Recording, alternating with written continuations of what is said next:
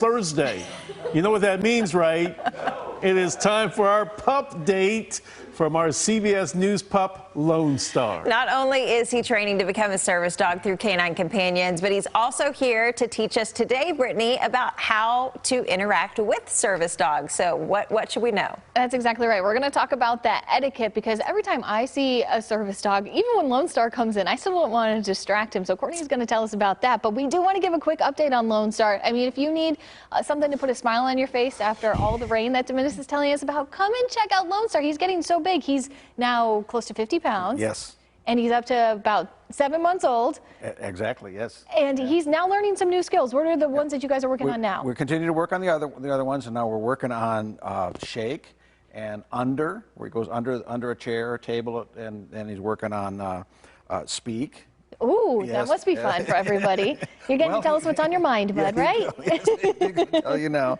Yeah, and roll is another And one roll, we're working on. and also a shake, which I know kind of ties into the etiquette. So we have Courtney Craig with Canine Companions. So what should people do when they see a service dog? I know we all get so excited, we want to see him, but that's not really the best approach. Yes, everybody gets excited to see a dog. We completely understand that, but it's important to remember that these dogs are working and they're actually serving a really important purpose for the individuals that they're with. So if you see a service dog out in public, it's absolutely okay to go up to their handler and ask about the dog, but you should always ask before you pet or interact with the dog in any way.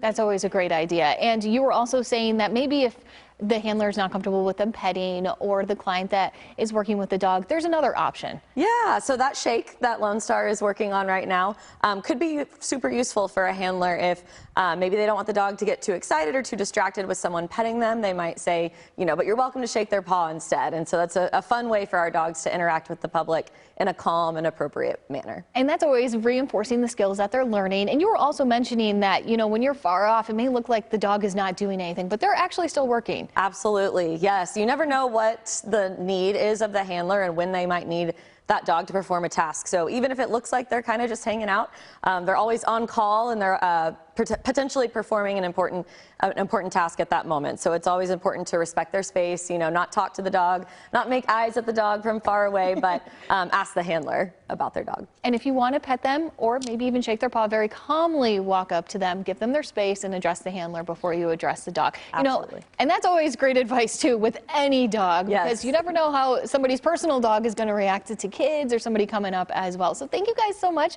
for joining us. And I just think, Lonestar, you were really coming along, bud. I almost didn't even recognize him when he came up. If we had a lineup of 5 of them, each time he comes in, he looks so different. But hey, we are going to continue to check in with Lonestar on Thursdays. We'll see him back here in studio in about a month.